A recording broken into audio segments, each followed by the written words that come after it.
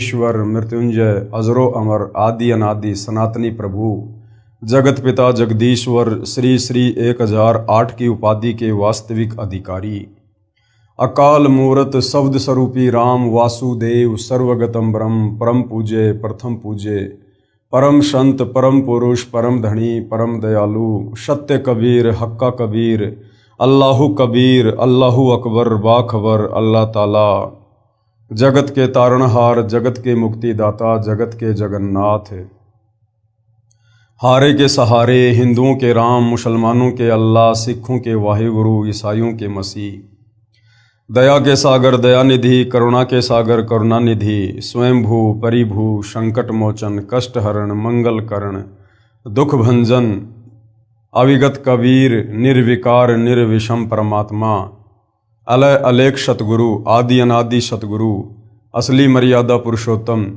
असली राम असली कृष्ण असली घनश्याम असली मुरारी राजाओं के राजा महाराजाओं के महाराजा शहंशाहों के शहंशाह सम्राटों के सम्राट भगवानों के भगवान अल्लाहों के अल्लाह प्रभुओं के प्रभु मसीहाओं के मसीह सच्चे वाहिगुरु बाबाओं के बाबा पीरों के पीर सेठों के सेठ जगत सेठ सावड़सा सेठ सर्वगुण संपन्न अनंत कोटि कलाओं के स्वामी अनंत कोटि ब्रह्मांडों के नायक योगियों में महायोगी ध्यानियों में महाध्यानी सिद्धों में परम सिद्ध ज्ञानियों में तत्व ज्ञानी ब्रह्म ज्ञानी महाज्ञानी परम ज्ञानी सर्वश्रेष्ठ ज्ञानी विज्ञानी युवा कबीर समर्थ कबीर असमवात अमित ओझा सच्चे रहनुमा करीम अल्लाह सुभान अल्लाह दुनिया के अंतिम पैगंबर 8 सितंबर 1951 से गांव धनाना जिला सोनीपत हरियाणा भारतवर्ष की पावन भूमि पे प्रकट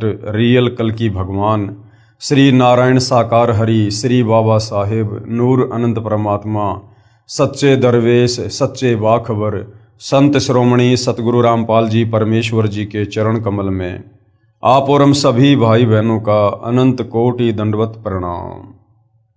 सत्साई भाई और बहनों, बहुत बड़ी दया बहुत बड़ी मेहर पूज्य गुरुदेव भगवान की परमेश्वर रामपाल जी की, जिनके शुभ आशीर्वाद से विशेष आशीर्वाद से उन्हीं के सत्संगों का संग्रह पवित्र पुस्तक ज्ञान गंगा के ऊपर वीडियो बनाने की श्रृंखला जारी है। इसी श्रृंखला में आज हमारा ये 26वें नंबर का वीडियो है। पूज्य गुरुदेव भगवान के आशीर्वाद से प्रत्येक वीडियो से हमें अध्यात्म के विषय में भक्ति मार्ग के विषय में बहुत ही गूढ़ और गहन जानकारियां प्राप्त हो रही हैं।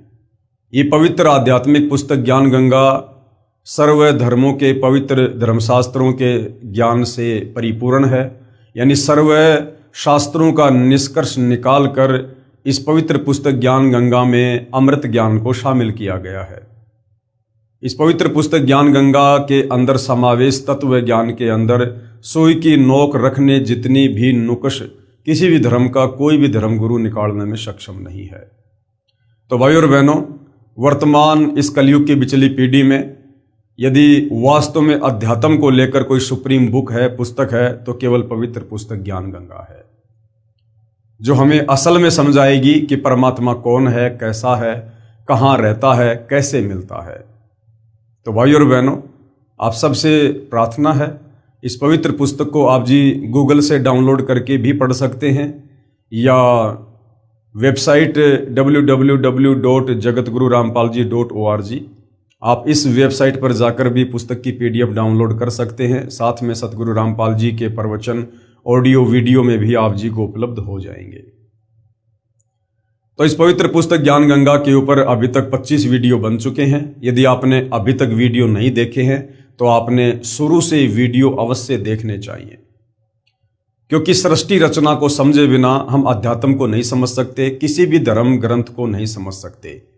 और पहले के वीडियो में इस पवित्र पुस्तक ज्ञान गंगा से सृष्टि रचना को भली भांति समझाया गया है।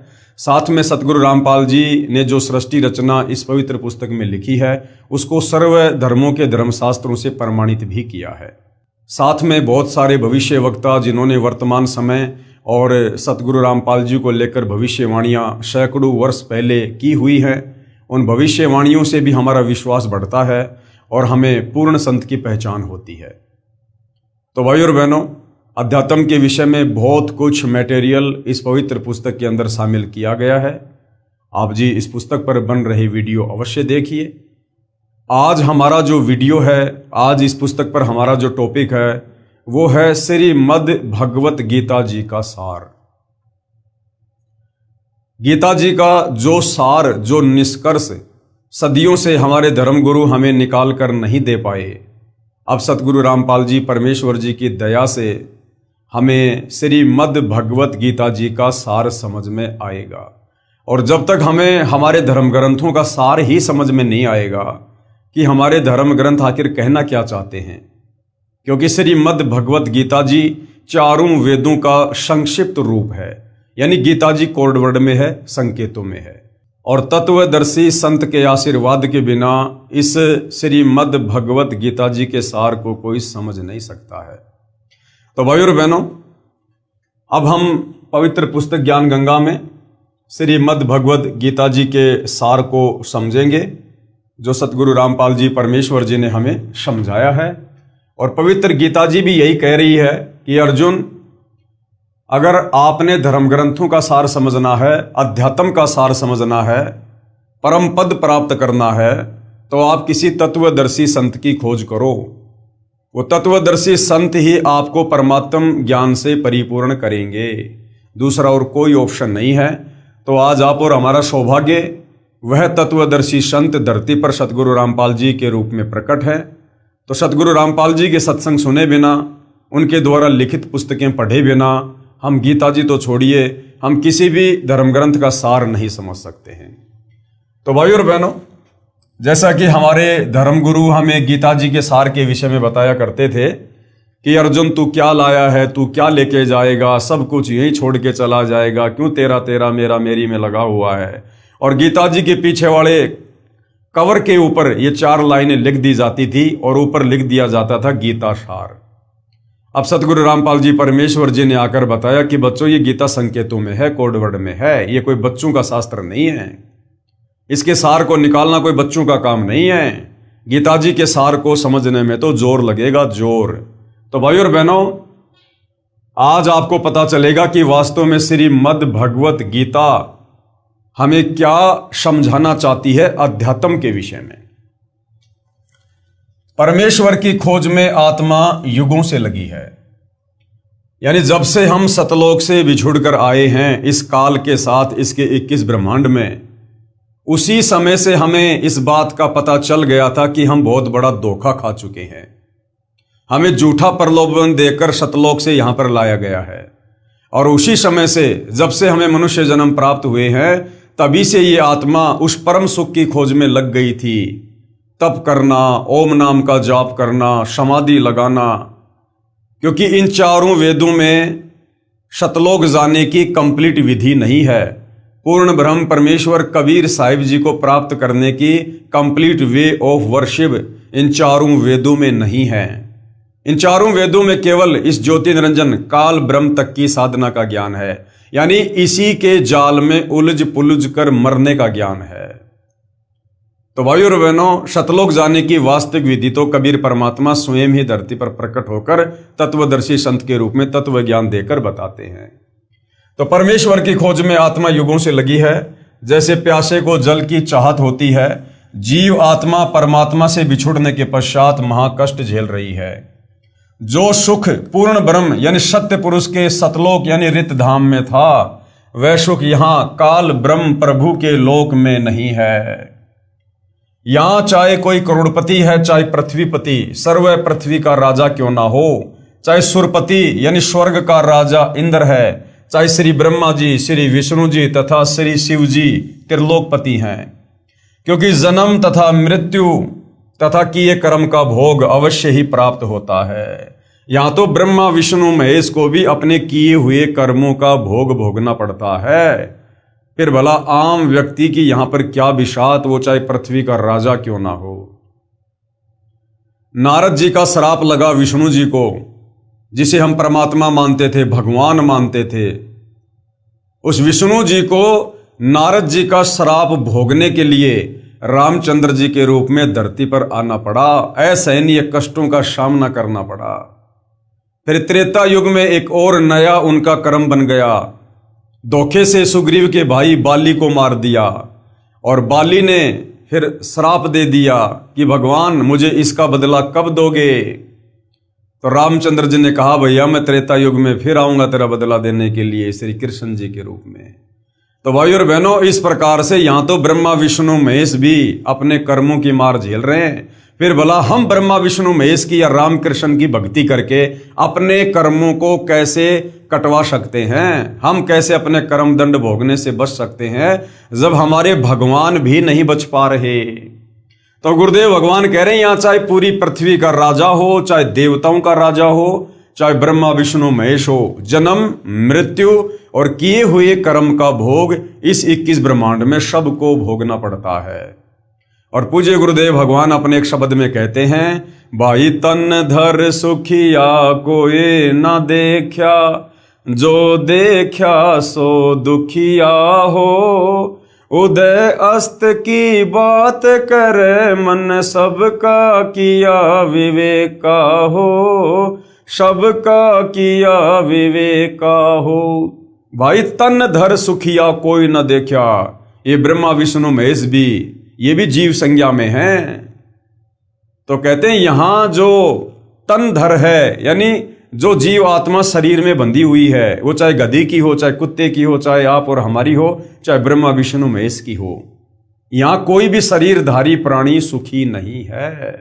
कर्मों का भोग यहां पर भोगना ही पड़ेगा। इसका प्रमाण गीता जी अध्याय 2 श्लोक नंबर 12, गीता जी अध्याय 4 श्लोक नंबर 5 है। इसलिए पवित्र श्रीमद् भगवद गीता के ज्ञान दाता प्रभु काल भगवान ने, गीता का ज्ञान किसने दिया?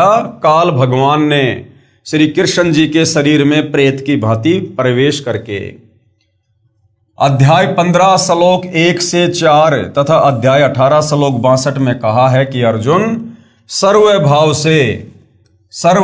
से उस परमेश्वर की शरण में जा, उसकी कृपा से ही तू परम शांति को तथा शतलोक शाश्वत स्थानम को प्राप्त होगा। शाश्वत स्थानम का मतलब होता है जो सदा से था और सदा ही रहेगा, जिसका कभी विनाश नहीं होता, तू उस लोक में जा। कौन कह रहा है? गीता का ज्ञान देने वाला। अब हिंदू भाई बहन तो यही समझ रहे थे भैया गीता जी का ज्ञान श्री कृष्ण जी ने दिया, और श्री कृष्ण जी यानी विष्णु से बढ़कर हम किसी को पहले भगवान नहीं माना करते थे।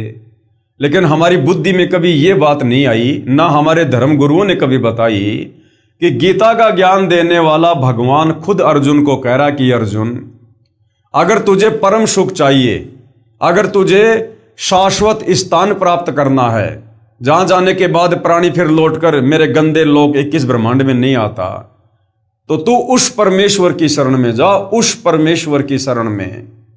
अब ये हमारे धर्म गुरु आज तक हमें ये नहीं बताए कि गीता का ज्ञान देने वाला भगवान अपने से अन्य किस परमेश्वर की शरण में जाने को कह रहा है। इसका मतलब गीता ज्ञान देने वाला भगवान तो सुप्रीम नहीं है, ये तो अंतिम नहीं है, फाइनल नहीं है। जब वो अपने से अन्य किसी और की शरण में जाने को कह रहा है, इसका मतलब इससे भी सुप्रीम कोई और भगवान है। अध्याय 18 श्लोक 62 गीता ज्ञानदाता क्या कह रहा है? अर्जुन सर्वभाव से, सर्वभाव का मतलब होता है और सारी पूजाएं छोड़ दे, मुझ ब्रह्म की पूजा भी छोड़ दे, देवी दुर्गा की पूजा भी छोड़ दे, ब्रह्मा विष्णु महेश की पूजा भी छोड़ दे, और नीचे के देवी देवता, ये चौराहे पेड़ पौधे, ये तो फिर रह क्या गए। कि सर्वभाव से यानी पतिव्रता पद अपनाकर एकमात्र उसी परमेश्वर की पूजा कर और उसी की शरण में जा, तभी तू परम शांति को तथा शतलोक शाश्वतम स्थानम को प्राप्त होगा। और उस परमेश्वर के तत्व ज्ञान व भक्ति मार्ग को मैं यानी गीता का ज्ञान दाता ये काल कह रहा है कि उस परमेश्वर के तत्व ज्ञान को मैं गीता ज्ञान दाता भी नहीं जानता। अर्थात गीता का ज्ञान देने वाले भगवान को भी कंप्लीट आध्यात्मिक ज्ञान नहीं है, कि उस परमेश्वर के बारे में पूरी जानकारी अर्जुन मुझे भी नहीं है। उसके लिए ऑप्शन छोड़ दिया। गीता अध्याय 4 श्लोक नंबर 34 कि भाई उसके लिए तू किसी तत्वदर्शी संत की खोज कर ले। और वो तत्वदर्शी संत भाई और बहनों आज धरती पर सतगुरु रामपाल जी हैं। उस तत्व ज्ञान को तत्वदर्शी संतों के पास जाकर उनको दंडवत प्रणाम कर तथा विनम्र भाव से प्रसन्न कर, तब वे तत्वदृष्टा संत आपको परमेश्वर का तत्व ज्ञान बताएंगे, यानी आपको परमात्म ज्ञान बताएंगे कि परमात्मा कौन है, कैसा है, कहाँ रहता है, किस लोक में रहता है, वो कैसे मिलता है। वो तत्वदर्शी संत तुझे बताएगा। फिर उनके बताए अनुसार भक्ति मार्ग पर सर्व भाव से लग जा, यानी जैसा वो तत्वदर्शी संत तुझे भक्ति बताए, जो नियम बताए, फिर तू उस हिसाब से भक्ति कर तन मन धन से। इसका प्रमाण है गीता अध्याय 4 श्लोक नंबर 34। तत्वदर्शी संत की पहचान गीता अध्याय 15 श्लोक 1 में बताते हुए कहा है कि यह संसार उल्टे लटके हुए वृक्ष की तरह है, जिसकी ऊपर को मूल यानी जड़ है तथा नीचे को शाखा। जो इस संसार रूपी वृक्ष के विषय में जानता है वह तत्वदर्शी संत है। और इस संसार रूपी वृक्ष के यानी पेड़ के विषय में चित्र बनाकर केवल सतगुरु रामपाल जी ने समझाया है, सतगुरु रामपाल जी ने। बाकी सतयुग, त्रेता, द्वापर, कलयुग बीत गया, आज तक किसी ने भी उल्टे लटके हुए संसार रूपी वृक्ष की व्याख्या चित्र बनाकर नहीं समझाई है, जो आगे आप जियों को दिखाएंगे। गीता जी अध्याय 15 श्लोक 2 से 4 में कहा है कि उस संसार रूपी वृक्ष की तीनों गुण, रजगुण ब्रह्मा, सतगुण विष्णु और तम गुण शिव रूपी शाखा हैं, जो स्वर्गलोक, पाताललोक तथा पृथ्वी लोक यानी तीनों लोकों में ऊपर तथा नीचे फैली हुई हैं। आपको सृष्टि रचना से समझ में आएगा। ये ब्रह्मा विष्णु महेश, जिसको काल ने एक एक गुण से युक्त करके और अपने भोजन के लिए अपने मैनेजर के रूप में 3 लोकों का स्वामी बना रखा है। ब्रह्मा जी को रजोगुण युक्त कर दिया। ब्रह्मा जी के रजोगुण के कारण हम जीव काम वासना से प्रेरित होकर संतान उत्पत्ति करते हैं। विष्णु जी को सतोगुण से युक्त कर दिया। विष्णु जी के सतोगुण के प्रभाव से हम आपस में प्यार प्रेम से मोह ममता में जकड़े हुए हैं। और शंकर जी को तमोगुण युक्त कर दिया। शंकर जी के तमोगुण के कारण यहां पर लड़ाई झगड़े, मार पिटाई, राग द्वेष, ईर्ष्या, छल कपट, इस प्रकार से ये काल तीनों लोकों में अपने तीनों पुत्रों को एक एक विभाग का मंत्री बनाकर और प्रतिदिन 1 लाख जीव आत्माओं के भक्षण के लिए यहां पर पूरी व्यवस्था करके बैठा हुआ है। तो जो संसार रूपी वृक्ष है ना, जिसकी 3 शाखा हैं, वो 3 शाखा हैं ब्रह्मा विष्णु महेश, रजगुण ब्रह्मा, सतगुण विष्णु, तमगुण शंकर। उस संसार रूपी उल्टे लटके हुए वृक्ष के विषय में अर्थात सृष्टि रचना के बारे में मैं इस गीता जी के ज्ञान में नहीं बता पाऊंगा। अब इस गीता ज्ञानदाता काल ने, दुनिया जिसको श्री कृष्ण मानती है, जो श्री कृष्ण जी में प्रवेश करके बोल रहा था, ये काल कह रहा कि भैया इस संसार रूपी उल्टे लटके वृक्ष के विषय में यानी कंप्लीट सृष्टि रचना के विषय में अर्जुन मैं भी नहीं बता पाऊंगा तेरे को, क्योंकि मुझे भी इसके आदि यानी शुरुआत और अंत यानी लास्ट का नहीं पता है। क्यों? सृष्टि रचना में गुरुदेव ने बताया कि जब परमेश्वर कबीर जी ने ऊपर के 4 लोकों की रचना कर दी थी और शतलोक में भी कुछ रचना की और अपने 16 पुत्रों की उत्पत्ति की, उसके बाद अंडे से इस काल की उत्पत्ति हुई थी, ज्योति निरंजन की। तो इस ज्योति निरंजन की उत्पत्ति से पहले बहुत सारी सृष्टि रची जा चुकी थी और इसको शतलोक से बाहर निकालने के बाद परमात्मा ने अक्षर पुरुष को 7 संग ब्रह्मांड देकर शतलोक से निष्कासित किया था, जो जानकारी इसको नहीं है। इसलिए ये कह रहा कि अर्जुन इस सृष्टि रचना का कंप्लीट ज्ञान मुझे भी नहीं है, इसकी शुरुआत और अंत का पूरा पूरा ज्ञान मुझे भी नहीं है। तो भाई और बहनों, इस 21 ब्रह्मांड के स्वामी ज्योति निरंजन से सुप्रीम ज्ञान तो सृष्टि रचना को लेकर आज सतगुरु रामपाल जी परमेश्वर ने आप और हम 2 कोटि के जीवों को करवा दिया। जो ज्ञान ब्रह्मा विष्णु महेश को नहीं, दुर्गा को नहीं, इस 21 ब्रह्मांड के नकली भगवान काल निरंजन को नहीं, वो ज्ञान सतगुरु रामपाल जी परमेश्वर जी ने आप बच्चे बच्चे को करा दिया। आज बच्चे बच्चे को यहां विचार काल में यानी गीता का ज्ञान देते समय जो ज्ञान आपको बता रहा हूं ये पूर्ण ज्ञान नहीं है। यानी अर्जुन, मैं तुझे जो ये गीता जी का ज्ञान दे रहा हूं ना, वेदों का सार निकाल के, ये सृष्टि रचना के विषय में कंप्लीट ज्ञान नहीं है। कंप्लीट ज्ञान तो तत्वदर्शी संत ही बताएगा। उसके लिए गीता अध्याय 4 श्लोक 34 में संकेत किया है, जिसमें कहा है कि पूर्ण ज्ञान तत्व ज्ञान के लिए तत्वदर्शी संत के पास जा, वही बताएंगे। मुझे पूर्ण ज्ञान नहीं है। अब भाइयों और बहनों, कहते हैं सकल पदार्थ है जग माही, भाग बिना नर पावत नाही। जिस समय महाभारत के युद्ध में ये काल ब्रह्म श्री कृष्ण जी के शरीर में प्रवेश करके गीता जी का ज्ञान बोल रहा था और अर्जुन से कह रहा कि अर्जुन, उस तत्व ज्ञान के लिए तू तत्वदर्शी संत के पास जा। अब भाइयों और बहनों, तत्वदर्शी संत को खोजना कोई इतना आसान काम नहीं है।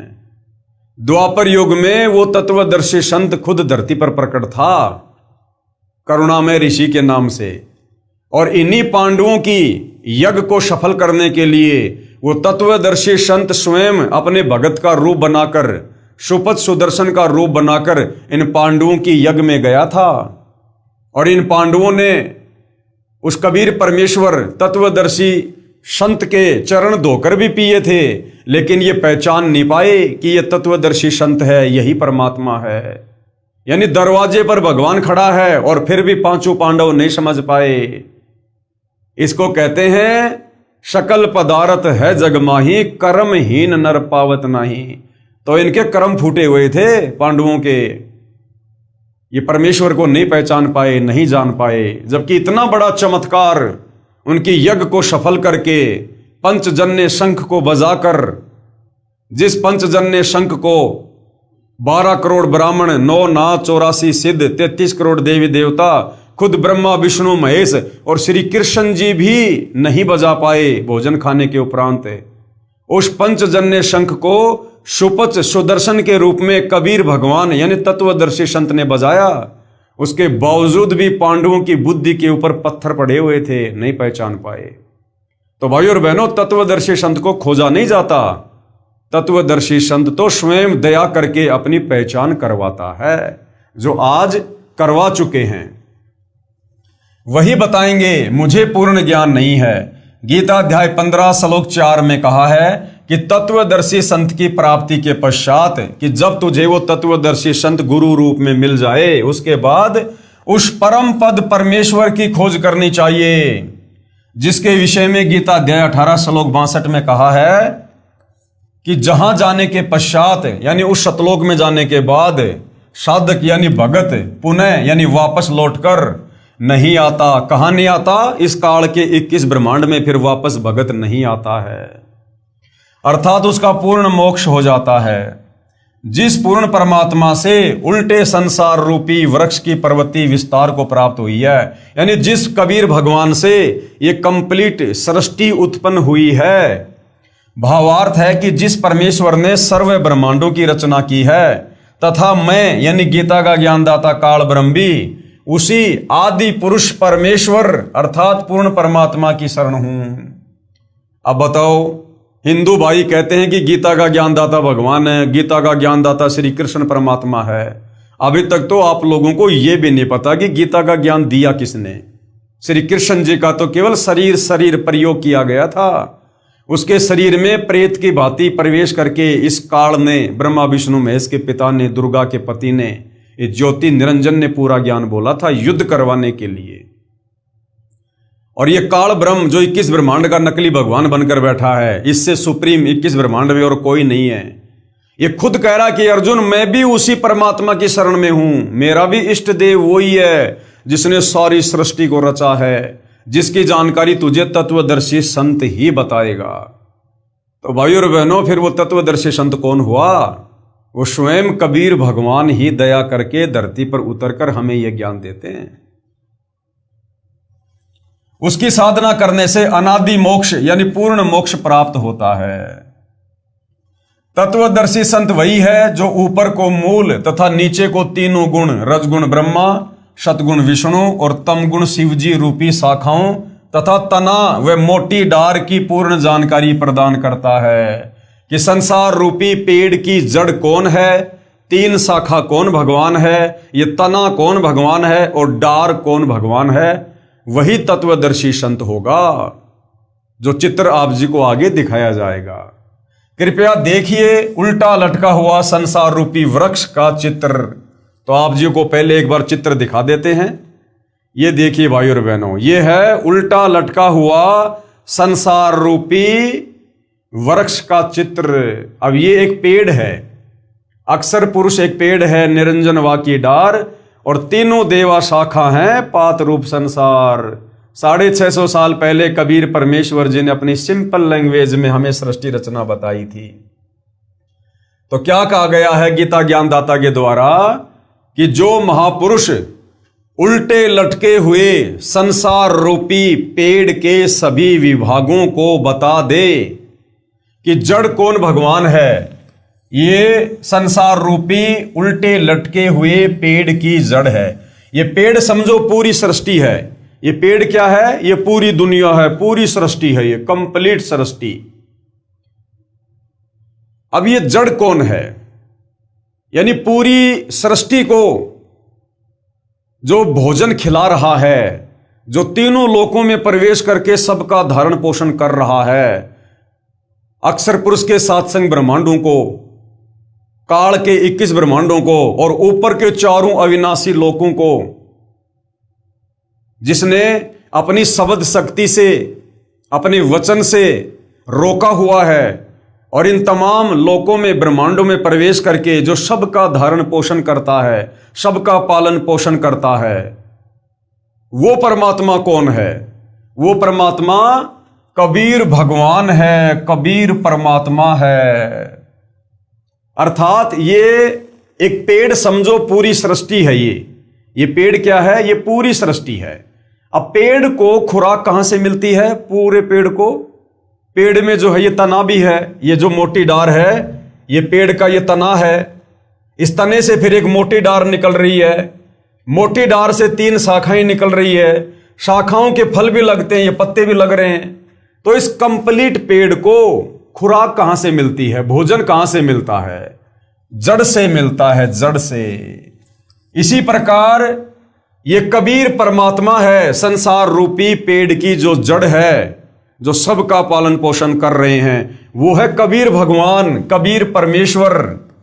यानी सबसे ऊपर ये सतलोक है, सबसे ऊपर ये सतलोक है जहां पर कबीर भगवान बैठकर नीचे पूरे ब्रह्मांडों का पालन पोषण करते हैं। तो ये समझ लो सतलोक आप, जहां पर कबीर परमात्मा जी बैठकर संसार रूपी पेड़ को खुराक दे रहे हैं। जो सुप्रीम पावर है, जिससे पूरी सृष्टि चल रही है, जिन्होंने पूरी सृष्टि को उत्पन्न किया, वो है कबीर भगवान। तो संसार रूपी पेड़ की जड़ कौन है? जड़ है कबीर परमात्मा, कबीर भगवान। वेदों में जिनको कबीर देव, कबीर अग्नि कहा गया है। और जब हमें सृष्टि रचना का पता चलेगा तो फिर हमें यह पता चलेगा कि सतलोक में फिर क्या हुआ था। उसके बाद भाई और बहनों, पेड़ से नीचे जो मोटा तना है, ये जो तना है जो जमीन से बाहर हमें दिखाई दे रहा है, ये कौन भगवान है? ये अक्षर पुरुष है। अक्षर पुरुष जिसको कबीर भगवान ने 7 संख ब्रह्मांड दिए थे और असंख्य आत्माएं इसके साथ 7 संख ब्रह्मांडों में चली गई थी। तो उसके बाद ये जो मोटा जो तना है संसार रूपी वृक्ष का, ये है अक्षर पुरुष जिसके 7 संख ब्रह्मांड हैं। और इस मोटे तने से जो एक डार निकल रही है, ये है क्षर पुरुष, ये है ज्योति निरंजन काल भगवान। ये मोटी डार कौन है? ये काल है, 21 ब्रह्मांड का स्वामी है, ब्रह्मा विष्णु महेश का पिता है, दुर्गा का पति है। और इस मोटी डार से जो 3 टहनियां निकल रही हैं, ये 3 शाखाएं निकल रही है। एक शाखा है ये रजगुण ब्रह्मा जी, दूसरी शाखा है सतगुण विष्णु जी और तीसरी शाखा है तमगुण शंकर जी।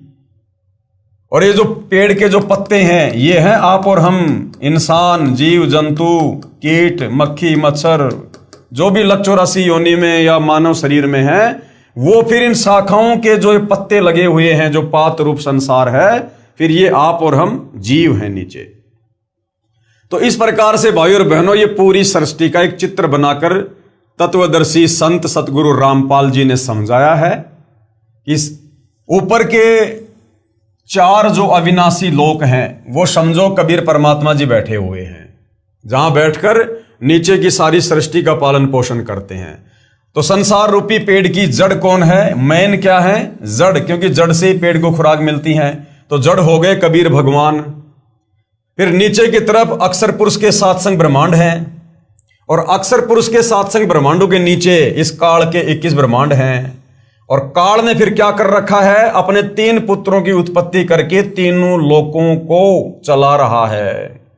एक ब्रह्मांड में अपने 3 पुत्रों को जन्म देकर और तीनों लोकों में एक एक विभाग का मंत्री बनाकर, और इसने अपनी पूरी व्यवस्था सेट कर रखी है।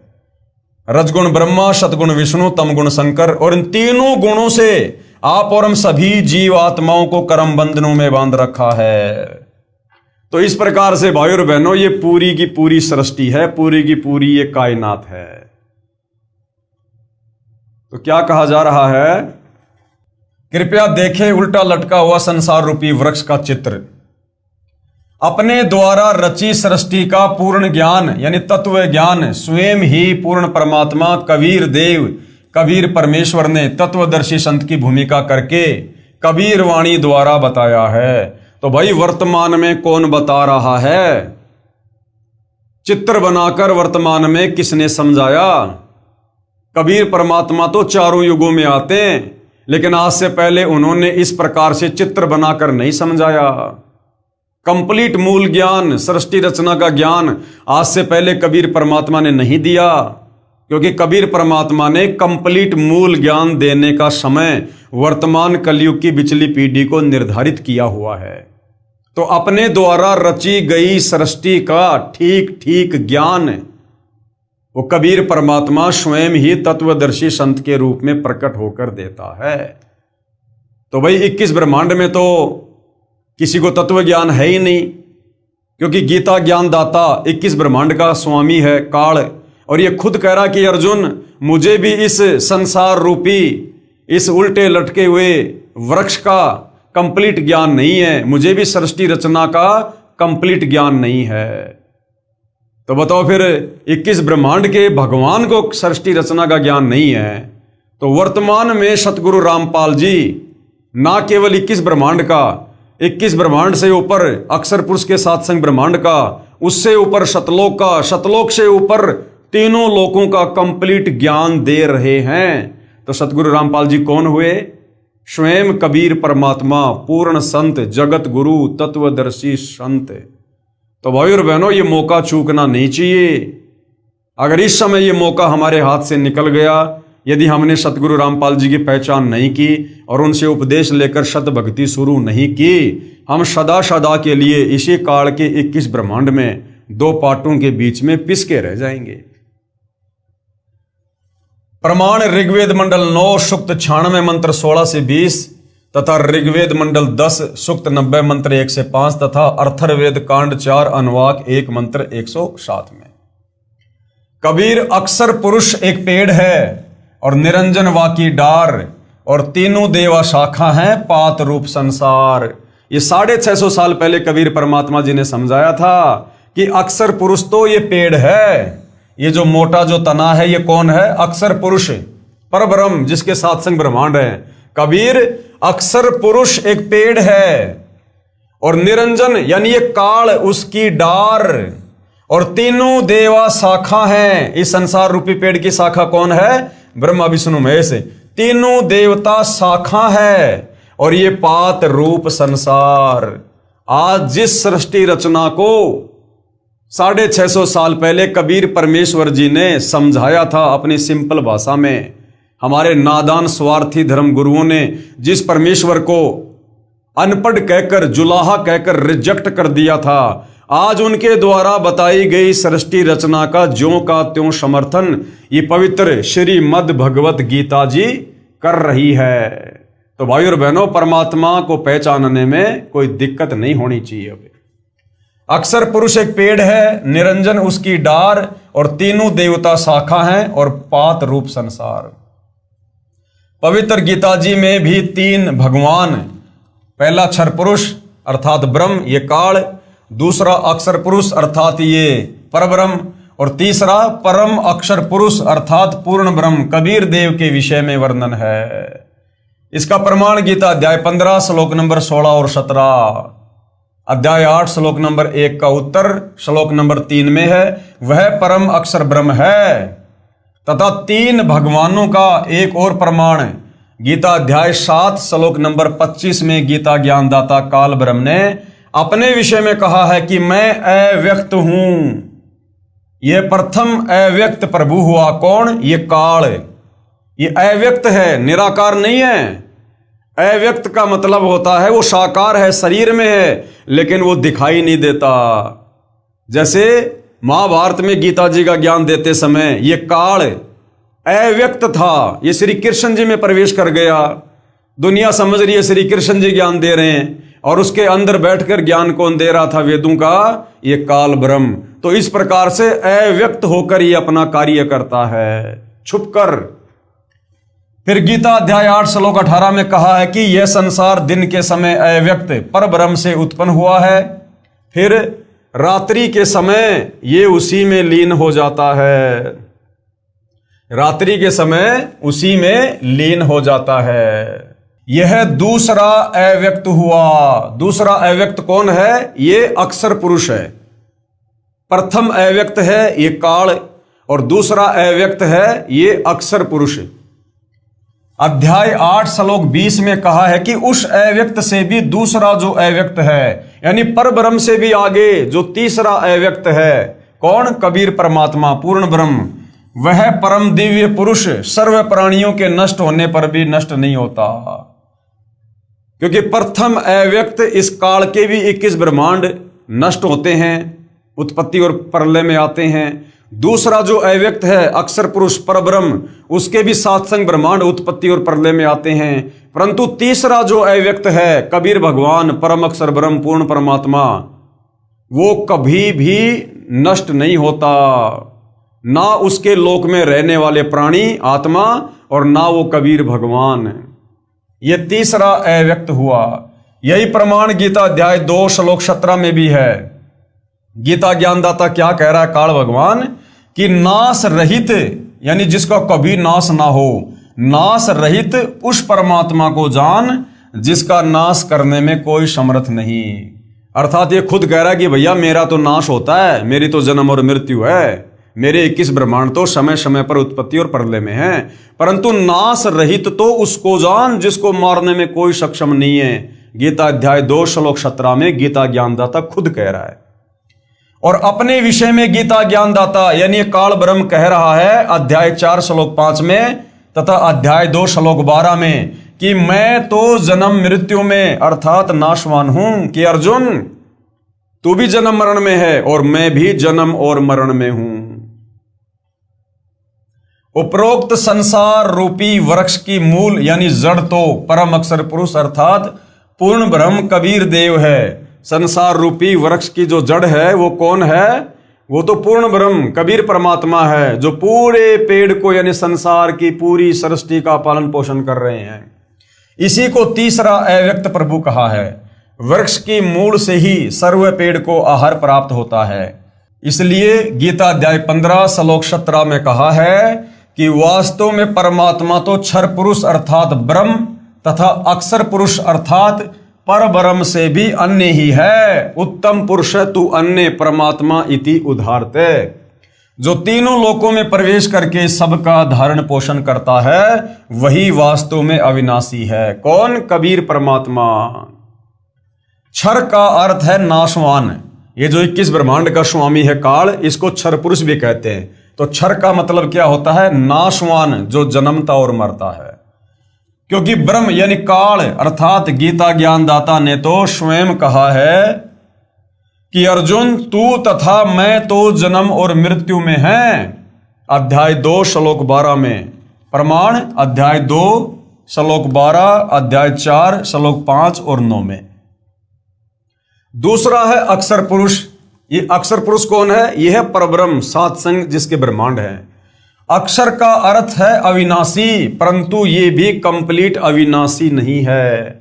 यहां परब्रह्म को भी स्थायी अर्थात अविनाशी कहा है, परंतु ये भी वास्तव में अविनाशी नहीं है। यह चिर स्थायी है, यानी लंबे समय तक जीवित रहता है, लेकिन अविनाशी नहीं है। मृत्यु इसकी भी होती है। जैसे एक मिट्टी का प्याला है जो सफेद रंग का चाय पीने के काम आता है, वो तो गिरते ही टूट जाता है। ऐसी स्थिति समझो 21 ब्रह्मांड के इस काल की, इस ब्रह्म की अर्थात क्षर पुरुष की।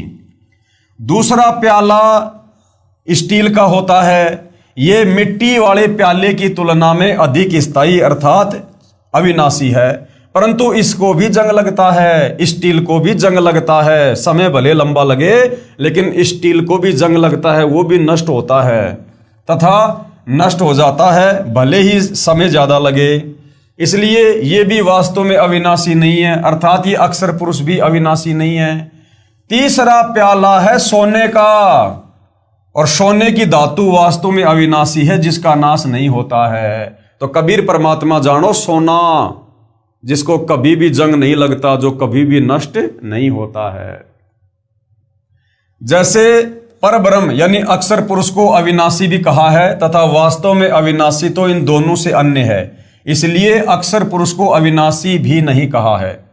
कारण 7 रजगुण ब्रह्मा की मृत्यु के पश्चात 1 सतगुण विष्णु की मृत्यु होती है, यानी श्री ब्रह्मा जी से 7 गुना ज्यादा उम्र श्री विष्णु जी की है, और विष्णु जी से 7 गुना ज्यादा उम्र श्री शंकर जी की है।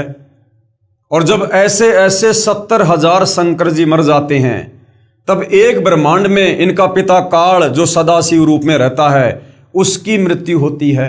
और जब वो मरता है, तब अक्षर पुरुष का, परब्रह्म का एक युग होता है, एक युग। और ऐसे ऐसे 1000 युग का दिन और 1000 युग की रात्रि उस परब्रह्म की है। फिर ऐसे 30 दिन का एक महीना, 12 महीने का एक वर्ष, ऐसे ऐसे 100 वर्ष की उस अक्षर पुरुष की उम्र है। उसके बाद भी उसकी मृत्यु है, अर्थात वो भी अविनाशी नहीं है। 7 रजगुण ब्रह्मा की मृत्यु के पश्चात 1 सतगुण विष्णु की मृत्यु होती है, और 7 सतगुण विष्णु की मृत्यु के पश्चात 1 तमगुण शंकर की मृत्यु होती है। जब तमगुण शिव की 70,000 बार मृत्यु हो जाती है, तब 1 क्षर पुरुष यानी ब्रह्म की मृत्यु होती है। यह परब्रह्म यानी अक्षर पुरुष का एक युग होता है। ऐसे ऐसे 1000 युग का परब्रह्म का एक दिन तथा इतनी ही रात्रि होती है। 30 दिन रात का एक महीना, 12 महीनों का एक वर्ष तथा 100 वर्ष की परब्रह्म यानी अक्षर पुरुष की आयु है। तब ये परब्रह्म तथा सर्व ब्रह्मांड जो सतलोक के नीचे के हैं नष्ट हो जाते हैं। अब इतनी लंबी उम्र है परब्रह्म की, अक्षर पुरुष की, इसलिए काल की तुलना में इसको अविनाशी कहा है, परंतु वास्तव में ये अविनाशी नहीं है। अविनाशी तो कबीर परमात्मा ही है। कुछ समय उपरांत सर्व नीचे के ब्रह्मांडों, ब्रह्म यानी काल तथा परब्रह्म के लोकों की रचना पूर्ण ब्रह्म अर्थात परम अक्षर पुरुष करता है। जब 7 संग ब्रह्मांड अक्षर पुरुष के और 21 ब्रह्मांड काल के नष्ट हो जाते हैं, उसके बाद कबीर परमात्मा फिर से समय आने पर इनके ब्रह्मांडों की फिर से रचना करता है, उत्पत्ति करता है। इस प्रकार यह तत्व ज्ञान समझना है। लेकिन ऊपर के जो 4 लोक हैं, सतलोक, अलखलोक, अगमलोक और अनामी लोक, इन 4 लोकों का कभी विनाश नहीं होता है। ये चारों लोक अविनाशी हैं, और इन लोकों में रहने वाली जीव आत्मा भी जो है वो अविनाशी है, उनका भी कभी विनाश नहीं होता है। इस प्रकार ये तत्व ज्ञान समझना है। अब ये सारा सब कुछ क्यों समझाया जा रहा है भाई और बहनों? इसलिए कि जब अक्षर पुरुष और ये क्षर पुरुष, काल और ये परब्रह्म, जब इनकी जन्म और मृत्यु और इनके जो ब्रह्मांड हैं ये भी उत्पत्ति और प्रलय में आते हैं, तो फिर जीव कहां रहेंगे? जब इनकी इतनी इतनी लंबी उम्र है, उसके बाद भी ये मरते हैं, और आप और हम जीव तो ना जाने इनके एक दिन में लाखों करोड़ों अरबों बार जन्म ले लेते और मर जाते हैं। जैसे भाई और बहनों, गुरुदेव भगवान ने बताया कि आप और हम इंसानों की उम्र इस कलयुग में लगभग 100 साल है। अब हमारी तुलना में यदि चींटी विचार करे, चींटी जिसकी उम्र 1 दिन या 2 दिन लास्ट, अब वो चींटी यदि विचार करे कि हमारी उम्र की तुलना में इंसानों की उम्र कितनी है, अगर वो हिसाब किताब लगाने बैठे तो दिमाग खराब हो जाए उसका कि ये इंसान, इनका 24 घंटे का एक दिन और इनके 30 दिन का एक महीना और ऐसे ऐसे 12 महीने का इनका एक साल और ऐसे ऐसे 100 साल की इन इंसानों की उम्र, इतने में तो वो चींटी ना जाने लाखों बार जन्म ले लेगी और मर जाएगी। लेकिन आप और हमें पता है 100 साल की उम्र प्राप्त करके भी हमने मरना है, और कितने जल्दी 100 साल निकल जाते पता ही नहीं चलता। तो उस चींटी की तुलना में तो भाई और बहनों आप और हम देवताओं के बराबर हो गए। लेकिन हमें पता है कि 100 साल है कितने के, उसके बाद मरना तो पक्का है।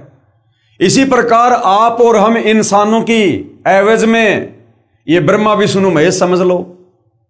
आप और हम इंसानों की तुलना में ब्रह्मा विष्णु महेश, हम इंसान तो समझो चींटी हैं, और ब्रह्मा विष्णु महेश ये समझ लो इनकी 100 साल की उम्र है। अब इनके एक दिन में हम लाखों बार जन्म ले लेते और मर जाते हैं। ऐसे ही फिर ब्रह्मा विष्णु महेश की तुलना यदि हम काल के साथ करेंगे तो ब्रह्मा विष्णु महेश तो है चींटी और वो काल समझो 100 साल की उम्र वाला, लेकिन वो काल भी मरेगा। फिर अक्षर पुरुष से यदि हम काल की तुलना करें तो काल तो है चींटी और अक्षर पुरुष की उम्र 100 साल की, और वो अक्षर पुरुष भी मरेगा। तो इस प्रकार से भाई और बहनों, सतलोक से नीचे के जितने भी लोक हैं, अक्षर पुरुष के 7 संग ब्रह्मांड और काल के 21 ब्रह्मांड, ये जन्म और मरण में है, उत्पत्ति और प्रलय में है। और इन लोकों के प्राणी केवल अपना कर्म दंड भोगते हैं, केवल जेल काट रहे हैं। जन्म और मृत्यु, लक 84 योनियां, तपतशिला का कष्ट, नरक का कष्ट, और मनुष्य जन्म प्राप्त करके कोई टांग टूट जाए, आंख फूट जाए, लड़ाई झगड़ा हो जाए, किसी को कैंसर हो जाए या और कोई दुख हो जाए, पीड़ा हो जाए। तो गुरुदेव भगवान ये सारा सब कुछ माजरा समझाकर आप और हमारी सोच, हमारी वृत्ति सतलोक में लगाना चाहते हैं कि नादानो, तुम यहां के रहने वाले नहीं हो, तुम तो यहां पर फंसे पड़े हो और अब तुम्हें सतलोक जाने का मार्ग नहीं मिल रहा। तुम्हारी यादें मिटा दी गई हैं, तुम्हें बुला दिया गया है कि तुम जगत सेठ कबीर भगवान के बच्चे हो और तुम कभी सतलोक में रहकर ठाठ किया करते थे, जहां कभी बुढ़ापा नहीं, कभी मृत्यु नहीं, कोई काम धंधा नहीं करना पड़ता, कोई लड़ाई झगड़ा कुछ नहीं। तो गुरुदेव भगवान हमें सृष्टि रचना के माध्यम से और ये तमाम धर्मशास्त्र जो संकेतों में है, कोड वर्ड में है, इन सब को सतलोक से चलकर तत्वदर्शी संत की भूमिका करके आप और हमें केवल इसीलिए समझाते हैं, दिन रात इसीलिए परमात्मा हमारे लिए मेहनत कर रहे हैं कि आप और हम इस योग्य बने कि हम उनकी बातों पर विश्वास कर सकें और उनके द्वारा बताई गई भक्ति को सफल करके अपने निज घर सतलोक को चल सके। इस प्रकार यह तत्व ज्ञान समझना है। परंतु परम अक्षर पुरुष अर्थात पूर्ण ब्रह्म सत्य पुरुष यानी कबीर जी, उनका सतलोक यानी रितधाम सहित ऊपर के अलख लोक, अगम लोक तथा अनामी लोक कभी नष्ट नहीं होते हैं। यानी एक बार यदि हमारा पीछा इस काल के 21 ब्रह्मांड से छूट गया और हम सतलोक पहुंच गए, उसके बाद हम सदा सदा के लिए सुखी रहेंगे। फिर हम ना तो कभी वापस इस काल के 21 ब्रह्मांड में आएंगे, ना वहां पर कोई मृत्यु है, ना वहां बुढ़ापा है, ना कोई काम धंधा करना है, सर्व सुख सुविधा है। उसके बाद हम सुखी सुखी हैं। फिर उसके बाद हमारी इच्छा कि सतलोक से ऊपर के लोगों की भक्ति करके उन लोकों में जाना है या नहीं जाना है, क्योंकि ऊपर के लोकों में सतलोक की तुलना में और ज्यादा सुख है। लेकिन सतलोक जाने के बाद फिर हमें कोई कष्ट नहीं है, कोई दिक्कत नहीं है, कोई प्रॉब्लम नहीं हमने। तो एक बार जैसे तैसे करके हम इस काल के 21 ब्रह्मांड से जन्म मरण के रोग से निकलकर सतलोक पहुंचे। इसलिए गीता अध्याय 15 श्लोक 17 में कहा है कि वास्तव में उत्तम प्रभु अर्थात पुरुषोत्तम तो ब्रह्म अर्थात क्षर पुरुष तथा परब्रह्म अर्थात अक्षर पुरुष से अन्य ही है। यानी इस काल और अक्षर पुरुष से अन्य जो तीसरा भगवान है वो वास्तव में अविनाशी है। उत्तम पुरुष है तू अन्य परमात्मा इति उदारते, उसको वास्तव में परमात्मा कहा जा सकता है। ये गीता ज्ञानदाता खुद गीता अध्याय 15 श्लोक नंबर 17 में कह रहा है। जो पूर्ण ब्रह्म यानी परम अक्षर पुरुष है वही वास्तव में अविनाशी है, यानी वो जन्म और मरण से बाहर है। वही सबका धारण पोषण करने वाला संसार रूपी पेड़ की मूल रूपी पूर्ण परमात्मा है। वृक्ष का जो भाग जमीन के तुरंत बाहर नजर आता है वह तना कहलाता है, उसे अक्षर पुरुष यानी परब्रह्म जानो। तने को भी आहार मूल यानी जड़ से प्राप्त होता है। फिर तने से आगे पेड़ की कई डार होती हैं, उनमें से एक डार ये ब्रह्म समझो अक्षर पुरुष, इसको भी आहार यानी मूल जड़ से ही प्राप्त होता है, यानी परम अक्षर पुरुष से ही प्राप्त होता है। उस डार यानी क्षर पुरुष यानी काल ब्रह्म की मानो फिर 3 गुण रूपी शाखा हैं, रजगुण ब्रह्मा, सतगुण विष्णु, तमगुण शिव जी। ये 3 शाखाएं हैं। इन्हें भी आहार यानी मूल परम अक्षर पुरुष अर्थात पूर्ण ब्रह्म यानी जड़ से ही प्राप्त होता है। इन तीनों शाखाओं से पात रूप में यानी पत्ते रूप में अन्य जो प्राणी आश्रित हैं उन्हें भी वास्तव में आहार मूल यानी जड़ परम अक्षर पुरुष अर्थात पूर्ण ब्रह्म यानी कबीर जी से ही प्राप्त होता है। इसलिए सभी को पूज्य पूर्ण परमात्मा ही सिद्ध हुआ, यानी सबका पूज्य कौन हुआ? वो पूर्ण परमात्मा। यानी केवल उस कबीर भगवान की ही पूजा करनी चाहिए, अन्य देवी देवताओं की, काल की, दुर्गा की, अक्षर पुरुष की किसी की भी नहीं। और अपनी पूजा करवाने के लिए हमें ये सारा भेद देने के लिए आज वो कबीर परमात्मा सतगुरु रामपाल जी के नाम से धरती पे प्रकट हैं। ये भी नहीं कहा जा सकता कि पत्तों तक आहार पहुंचाने में तना, डार तथा शाखाओं का कोई योगदान नहीं है। इसलिए सभी आदरणीय हैं, परंतु पूजनीय तो केवल मूल यानी जड़ ही होती है। आदर तथा पूजा में अंतर होता है। जैसे पतिव्रता स्त्री सत्कार यानी सम्मान तो सभी का करती है, जैसे जेठ का बड़े भाई के समान, देवर का छोटे भाई के समान, परंतु पूजा यानी विशेष आदर सत्कार अपने पति की ही करती है। यानी जो समर्पण भाव एक पतिव्रता औरत का अपने पति के प्रति होता है वो अन्य के प्रति नहीं होता। बाकी उस परिवार में रहती है तो आदर सत्कार वो सबका करती है। तो इसी प्रकार हम इस काल के 21 ब्रह्मांड में हैं और सृष्टि रचना का ज्ञान होने के बाद हम यहाँ की सर्व शक्तियों का, देवी देवताओं का, काल का, दुर्गा का, हम सबका सम्मान करेंगे। परंतु हमारे लिए पूज्य देव कौन होंगे? कबीर भगवान। अर्थात जो भाव अपने पति में होता है ऐसा अन्य पुरुष में पतिव्रता स्त्री का नहीं हो सकता। दूसरा उदाहरण, एक समय हरियाणा प्रांत में बाढ़ आई थी। उस समय 600 करोड़ का नुकसान हुआ था। उसकी पूर्ति हरियाणा सरकार नहीं कर सकती थी क्योंकि हरियाणा सरकार का पूरे साल का बजट ही 900 करोड़ रुपए का था। देश के प्रधानमंत्री जी ने वो क्षतिपूर्ति की थी। उस 600 करोड़ रुपयों का वितरण हरियाणा सरकार के अधिकारियों तथा कर्मचारियों ने किया था। राहत प्राप्तकर्ता यानी जो जनता थी, जो अनजान है, वे उस वितरणकर्ता को ही राहतकर्ता मान लेते हैं। वो पैसा आया प्रधानमंत्री से और सिस्टम के तहत गांव में पैसा कौन बांटता था? वो पटवारी। अब गांव वालों ने पटवारी को ही सब कुछ मान लिया कि पटवारी हमारा भगवान है, परमात्मा है जिसने हमारी मदद की है, जबकि वो पैसा पटवारी अपने जेब से नहीं दे रहा और ना पटवारी किसी को दे सकता। वो तो ऊपर की शक्ति से, वो तो प्रधानमंत्री से आया था। तो इसी प्रकार इन तीनों लोकों में जो सबका भरण पोषण हो रहा है वो कबीर परमात्मा के द्वारा हो रहा है, लेकिन यहाँ की शक्तियों के माध्यम से परमात्मा सारी व्यवस्था बना के रखे हुए हैं। राहत प्राप्त करता जो अनजान है वे उस वितरणकर्ता को ही राहतकर्ता मान लेते हैं और उन्हीं से भविष्य में भी अन्य राहत की आशा करते रहते हैं। उसी की पूजा यानी रिश्वत आदि देना करते रहते हैं।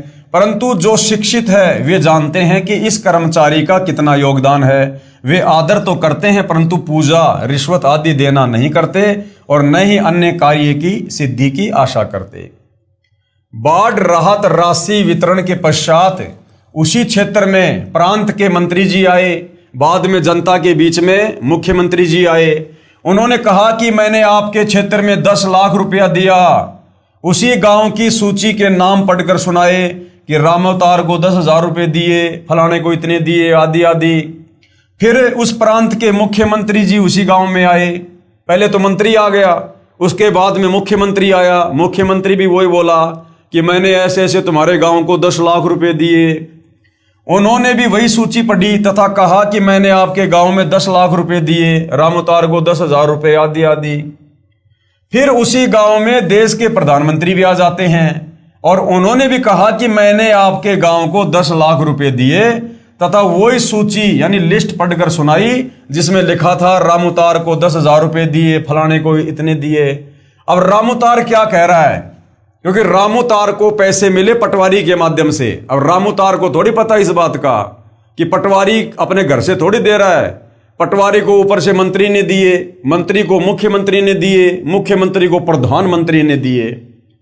रामावतार कह रहा है कि ये सब लोग झूठ बोल रहे हैं, मुझे तो रुपए पटवारी ने दिए। वह अनजान रामावतार अज्ञानतावश गांव के पटवारी जी की ही पूजा कर अपने अन्य सर्व कार्यों की सिद्धि चाहता है। जो शिक्षित है वे जान लेते हैं कि प्रधानमंत्री जी राहत नहीं देते तो मुख्यमंत्री जी, मंत्री जी तथा पटवारी जी कुछ नहीं दे सकते। इसी प्रकार जो नादान ब्रह्मा विष्णु महेश की अन्य देवी देवताओं की पूजा पाठ करके सोच रहे हैं कि हमें तो सारे लाभ इन्हीं देवी देवताओं से प्राप्त हो रहे हैं, नहीं, ये ब्रह्मा विष्णु महेश काल दुर्गा ये अपनी तरफ से एक चवन्नी किसी को नहीं दे सकते, एक चवन्नी भी।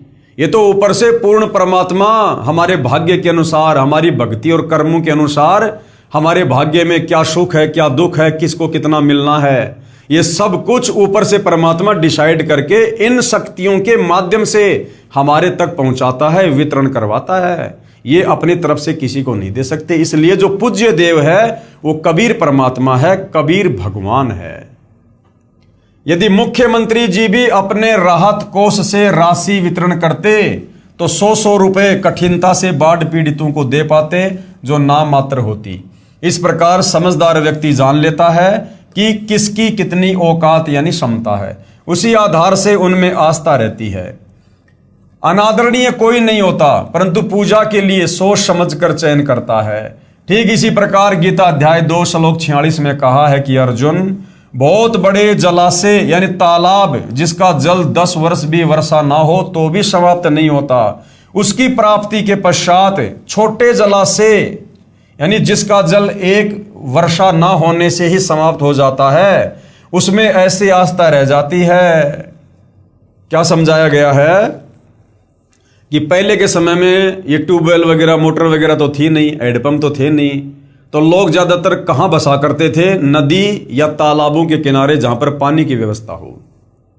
तो मान लीजिए कोई व्यक्ति किसी ऐसे तालाब के किनारे है जहां पर बड़ी मुश्किल से उस तालाब के जल से 1 साल ही उसका काम चलता है, और उस व्यक्ति को यदि कोई ऐसा तालाब मिल जाए जिसमें 10 साल बरसात ना हो तो भी उसके लिए पर्याप्त जल है, तो उस व्यक्ति की आस्था, जिसको इतना बड़ा तालाब मिल गया, उस तालाब की तुलना में और जो उसकी आस्था छोटे वाले तालाब में रह जाती है, इसी प्रकार पूर्ण परमात्मा की प्राप्ति के बाद हमारी आस्था, हमारी श्रद्धा इन नीचे की शक्तियों में हो जाती है। लेकिन वो छोटा बड़ा तालाब वो बुरा नहीं है, वो भी अपनी जगह पूरा काम कर रहा है, लेकिन अब उस व्यक्ति के वो किसी काम का नहीं है, क्योंकि उसे तो बड़ा तालाब मिल गया जो उसकी सारी पूर्ति कर रहा है। इसी प्रकार जब हमें तत्वदर्शी संत के रूप में पूर्ण परमात्मा मिल जाते हैं तो हमारा काम तो बनेगा तत्वदर्शी संत से, हमें मुक्ति तो मिलेगी तत्वदर्शी संत से, जिसके लिए मनुष्य जन्म मिला है। लेकिन ये देव देवता भी हमारे लिए अनादरणीय नहीं है, ये भी हमारे लिए सम्माननीय है, आदरणीय है। ये भी अपने स्तर पर अपना कार्य करते हैं जो ठीक है, परंतु हमारा जो मेन जो काम है मनुष्य जन्म प्राप्त करके मोक्ष प्राप्ति का, जन्म मरण से पीछा छुड़वाने का, लक 84 योनियों से पीछा छुड़वाने का, वो तो भैया उस बड़े जलाशय यानी तत्वदर्शी संत कबीर भगवान से ही बात बनेगी। इसी प्रकार पूर्ण परमात्मा से मिलने वाले लाभ के ज्ञान से परिचित होने के पश्चात तेरी आस्था अन्य भगवानों में वैसी ही रह जाएगी। वह छोटा जलाशय बुरा नहीं लगता, परंतु उसकी क्षमता का पता है कि ये तो काम चलाऊ है। हमें ब्रह्मा विष्णु महेश काल और दुर्गा बुरे नहीं लगते, लेकिन हमें इनकी औकात का पता चल गया कि ये हमें मोक्ष प्रदान नहीं कर सकते। इनकी भक्ति करके हम जन्म मरण से, लक 84 योनि से, नरक से, तपस्या से बच नहीं सकते। गीता अध्याय 7 श्लोक 12 से 15 में कहा है कि तीनों गुणों से जो कुछ भी हो रहा है, जैसे रजगुण ब्रह्मा से जीवों की उत्पत्ति हो रही है, सतगुण विष्णु से स्तुति तथा तम गुण शंकर से संहार। अब कौन कह रहा है ये बात? गीता अध्याय 7 श्लोक नंबर 12 से 15 में तीनों गुण यानी अपने तीनों बेटे ब्रह्मा विष्णु महेश के बारे में कौन कह रहा है? गीता ज्ञान देने वाला काल क्या कह रहा है कि ये ब्रह्मा विष्णु महेश के माध्यम से यानी रजगुण सतगुण और तम गुण के माध्यम से जो भी कुछ हो रहा है ना, इसका मुख्य कारण तो मैं काल हूं, काल। लेकिन ये आम प्राणी इस बात से अपरिचित हैं। गीता अध्याय 7 श्लोक 12 से 15 में कहा है कि तीनों गुणों से यानी ब्रह्मा विष्णु महेश से जो भी कुछ हो रहा है, जैसे रजगुण ब्रह्मा से जीवों की उत्पत्ति होती है, सतगुण विष्णु से स्तुति तथा तमगुण शिव से संहार, इसका मुख्य कारण मैं ब्रह्म काल ही हूं, क्योंकि काल ने ही अपने तीनों पुत्रों को एक एक गुण से युक्त कर रखा है।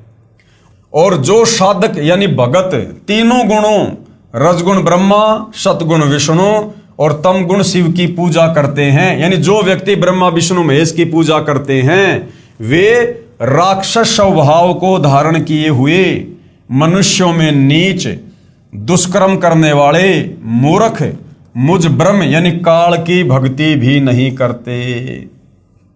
यानी खुद गीता का ज्ञान देने वाला ये काल ब्रह्म अपने तीनों पुत्रों ब्रह्मा विष्णु महेश की पूजा करने वालों को गीता जी अध्याय 7 श्लोक नंबर 12 से 15 में 4 गालियां दे रहा, 4 गालियां कि इन मूर्खों को ना तो शास्त्रों का ज्ञान, ना इनको गीता जी का ज्ञान। किसकी भक्ति करनी चाहिए, किसकी भक्ति नहीं करनी चाहिए, कौन किसके माध्यम से नियंत्रित होकर कार्य कर रहा है, इन मूर्खों को कुछ नहीं पता है। और इन शास्त्रों को अच्छे से ना पढ़कर, मुझ काल ब्रह्म के विषय में ना जानकर और मेरे ओम नाम की साधना ना करके और मेरे ही तीनों बेटे ब्रह्मा विष्णु महेश की पूजा में पूरा संसार उलझा हुआ है, जो किसी को कुछ नहीं दे सकते। ये काल खुद कह रहा है। फिर अपनी भक्ति को भी अति घटिया अनुत्तम कहा है। उसके बाद गीता अध्याय 7 श्लोक नंबर 18 में ये काल गीता का ज्ञान देने वाला अपनी ओम नाम की भक्ति को भी घटिया बता रहा है, क्योंकि सृष्टि रचना से हमें पता चल गया कि काल की भक्ति करने वाला भी काल के जाल में रहेगा। भाई जो भूतों को पूजेंगे भूतों के लोक में जाएंगे, देवताओं को पूजेंगे देवताओं के लोक में जाएंगे, और जो काल को पूजेंगे वो काल के ब्रह्म लोक में जाएंगे। और गीता अध्याय 8 श्लोक नंबर 16 में ये काल खुद कह रहा है कि ब्रह्म लोक तक गए हुए साधक भी वापस लौटकर संसार में जन्म और मरण में आते हैं। इसलिए काल कह रहा है कि मेरी ओम नाम की साधना भी घटिया है, अश्रेष्ठ है, अनुत्तम है, यानी पूर्ण मुक्ति साधक मुझ काल की ओम नाम की साधना करके भी प्राप्त नहीं कर सकता। फिर अपनी भक्ति को अति घटिया यानी अनुत्तम कहा है गीता अध्याय 7 श्लोक नंबर 18 में। इसलिए गीता अध्याय 15 श्लोक 4 तथा अध्याय 18 श्लोक 62 में कहा है कि पूर्ण परमात्मा की भक्ति करने से ही पूर्ण लाभ और पूर्ण मोक्ष प्राप्त होगा।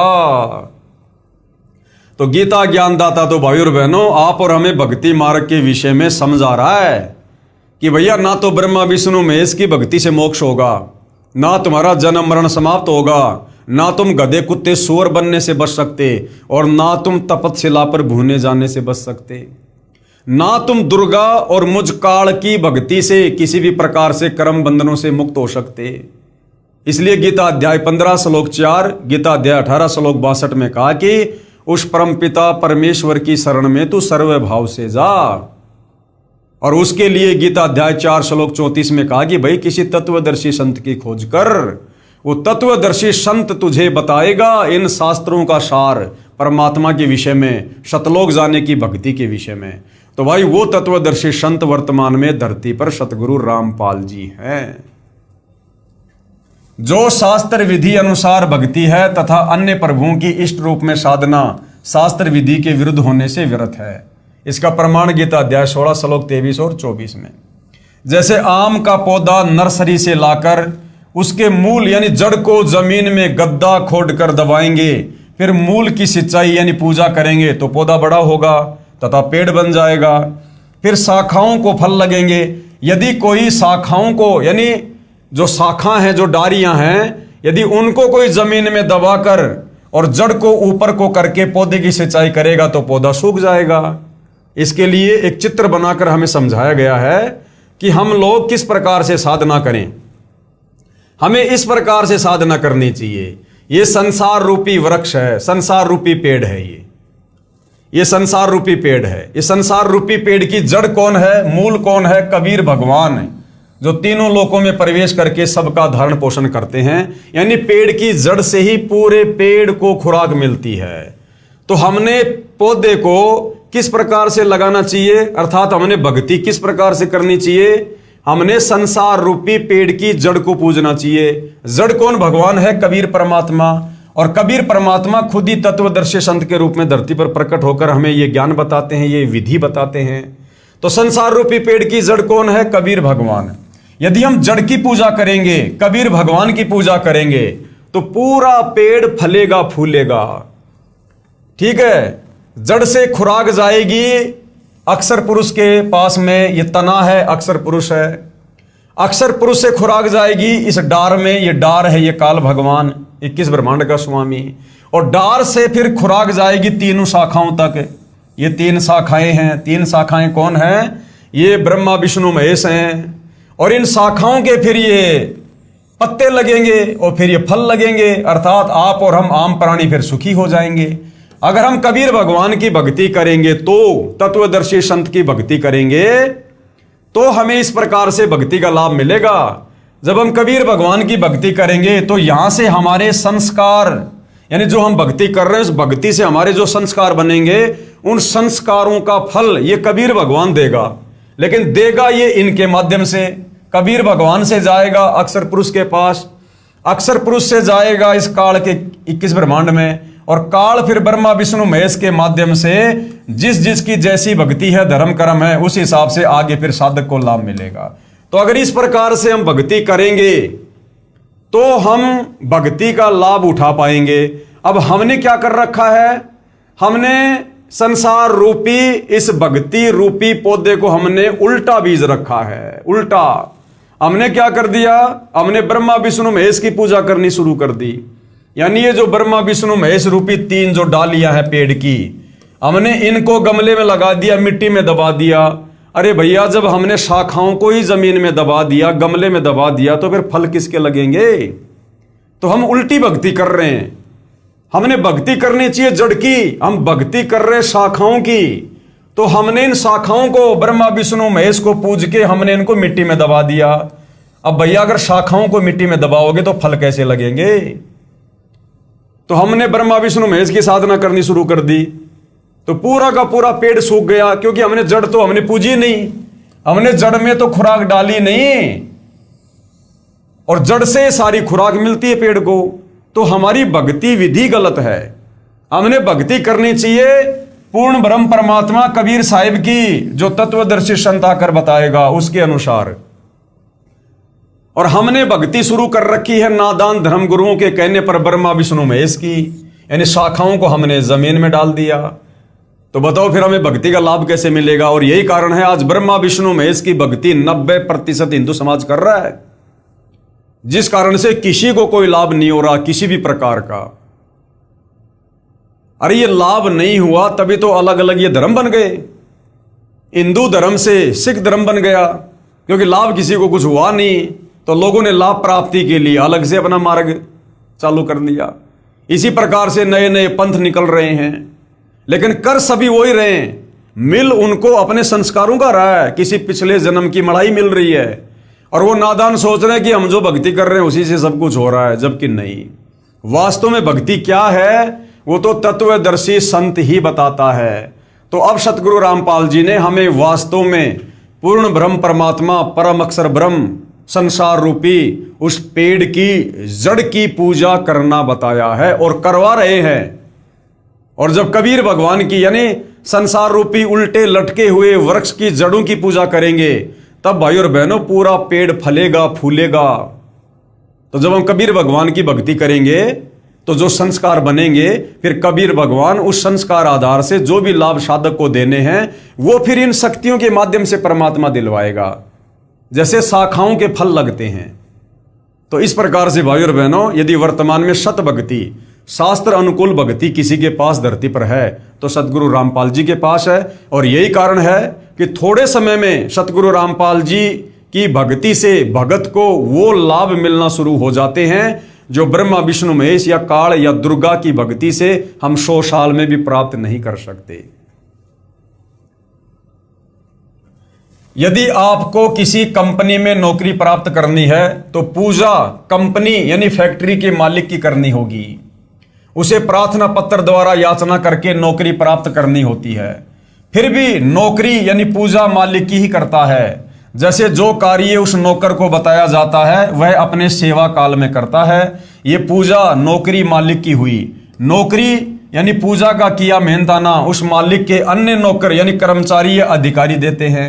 जैसे शिफ्ट ऑफिसर उपस्थिति के आधार पर मेहनताना यानी किया कर्म का फल बनाकर खजांची कैशियर के पास भेजता है, वहां से उस नौकर यानी सेवक को पूजा का फल प्राप्त होता है। जैसे हमने किसी कंपनी में काम करना है, हम सबसे पहले कहां जाएंगे? उस कंपनी के मालिक के पास जाएंगे। वो मालिक हमें नौकरी देगा तो हम उस मालिक की फैक्ट्री में काम कर रहे हैं, उस मालिक की आज्ञा से काम कर रहे हैं। तो हम पूजा हम किसकी कर रहे हैं? फैक्ट्री के मालिक की। लेकिन वो फैक्ट्री का मालिक डायरेक्ट किसी को तनख्वाह नहीं देता। वो क्या करेगा? उसका जो सुपरवाइजर होता है, जो मैनेजर होता है, उसके माध्यम से हम जितना भी महीने भर में काम करेंगे उस हिसाब से उतना मेहनताना उतनी सैलरी उस सुपरवाइजर या मैनेजर के माध्यम से वो फैक्ट्री का मालिक ही हम तक पहुंचाता है। इसी प्रकार जब हम पूजा करेंगे कबीर भगवान की तत्वदर्शी संत के बताए अनुसार शास्त्र अनुकूल साधना, तो हमने पूजा तो करनी है कबीर परमात्मा की जो तत्वदर्शी संत जी बताएंगे। लेकिन उस पूजा से हमें जो लाभ होंगे, हमें जो लाभ मिलने हैं, वो लाभ फिर कबीर भगवान सिस्टमेटिक तरीके से देगा। वो इन्हीं नीचे की शक्तियों के माध्यम से देगा। परमात्मा हम जो भी भक्ति करेंगे, जैसे भी यज्ञ करेंगे और जो संस्कार हमारे बनेंगे, उस आधार से कबीर परमात्मा हमारे संस्कारों के प्रतिफल में वो लाभ भेजेगा अक्षर पुरुष के पास। अक्षर पुरुष देगा इस काल को, ये काल देगा ब्रह्मा विष्णु महेश को, और ब्रह्मा विष्णु महेश फिर आगे उस लाभ को वितरित करेंगे जिस भगत की जैसी श्रद्धा, जैसी भावना, जैसी मर्यादा कबीर भगवान के प्रति है। तो इस प्रकार से भाई और बहनों, जब हम सत्य भक्ति करेंगे, शास्त्र अनुकूल भक्ति करेंगे, तब हमें वास्तव में भक्ति से लाभ प्राप्त होंगे, तब हमारा विश्वास भी बढ़ेगा। शिफ्ट ऑफिसर तथा कैशियर केवल किया कर्म ही देते हैं। तो ब्रह्मा विष्णु महेश समझो ये शिफ्ट ऑफिसर हैं, और जैसे हम कबीर भगवान की पूजा भक्ति करेंगे वैसे ही ये आप और हमें लाभ देंगे। उसमें कोई परिवर्तन नहीं कर सकते, न तो 1 रुपया अधिक दे सकते और न ही कम कर सकते। तो हमारे किए गए उस कर्म का भोग ये ब्रह्मा विष्णु महेश न तो कम कर सकते ना ज्यादा कर सकते। जितना कबीर भगवान की तरफ से बन के आएगा उतना ये हमें देंगे। कब? जब हम जड़ की पूजा करेंगे, ना कि ब्रह्मा विष्णु महेश की। यदि वह कंपनी के मालिक का नौकर नेक नीति से नौकरी मालिक की करता है तो मालिक ही उसी सेवा की धनराशि में वृद्धि कर देता है तथा अलग से इनाम रूप में धनराशि अधिक दे देता है। यदि कोई मालिक की नौकरी त्याग कर अन्य अधिकारियों की नौकरी करने लग जाए तो उसको मालिक से मिलने वाला धन लाभ बंद हो जाता है। तो यदि हम कबीर भगवान की पूजा छोड़ के अगर ब्रह्मा विष्णु महेश काल या दुर्गा की पूजा करने लग जाएंगे तो कबीर भगवान फिर हमारे को सुविधा देना बंद कर देगा, जिस कारण से वह नादान निर्धन हो जाता है। अधिकारी गण उसे उतना मेहनताना नहीं दे सकते। फैक्ट्री मालिक की तुलना में बहुत कम सुविधा मिलने के कारण वह अन्य अधिकारियों का सेवक अर्थात एक मालिक को त्याग कर आन उपासना करने वाला व्यक्ति महा दुखी हो जाता है। कृपया इसी प्रकार तत्व ज्ञान के आधार से पवित्र श्रीमद् भगवद गीता जी के ज्ञान को समझिए। पूर्ण ब्रह्म कुल मालिक की पूजा त्याग कर अन्य देवताओं की पूजा करने से, यानी कबीर परमेश्वर की तत्वदर्शी संत के द्वारा बताई गई विधिवत पूजा ना करके यदि हम अन्य देवी देवता ब्रह्मा विष्णु महेश काल या दुर्गा की पूजा यदि हम करते रहे तो भगत यानी साधक को पूर्ण लाभ प्राप्त नहीं होता, तथा भगत साधना करते करते भी महाकष्ट उठाता रहता है। इसलिए पवित्र गीता अध्याय 7 श्लोक 12 से 15 तथा 20 से 23 तक तीनों गुणों अर्थात तीनों देवताओं रजगुण ब्रह्मा, सदगुण विष्णु तथा तमगुण शिव जी की पूजा करने वालों को राक्षस स्वभाव को धारण किए हुए मनुष्यों में नीच दुष्कर्म करने वाले मूर्ख कहा है। इसलिए गीता अध्याय 7 श्लोक 12 से 15 में गीता ज्ञानदाता काल तीनों गुण रजगुण ब्रह्मा, सदगुण विष्णु, तमगुण शंकर की पूजा करने वालों को मूर्ख कह रहा है, मूर्ख है। अब जो व्यक्ति नर्सरी से पौधा लाकर उसकी जड़ तो ऊपर कर दे और उसकी टहनियों को गमले में डाल दे और फिर उसमें पानी डालता रहे, खाद देता रहे, तो भाई वो पौधा कभी भी नहीं परिपक्व होगा, वो तो सूख जाएगा, क्योंकि हमने पौधा लगाने की विधि का ही नहीं पता। इसी प्रकार जब हम उस पौधे को सही प्रकार से लगाएंगे, उसकी जड़ को गमले में डालेंगे और फिर उसमें खाद वगैरह देंगे, पानी वगैरह देंगे, तो वो पेड़ बनेगा। पेड़ बनेगा तो उसके फल लगेंगे, फिर हम खाएंगे।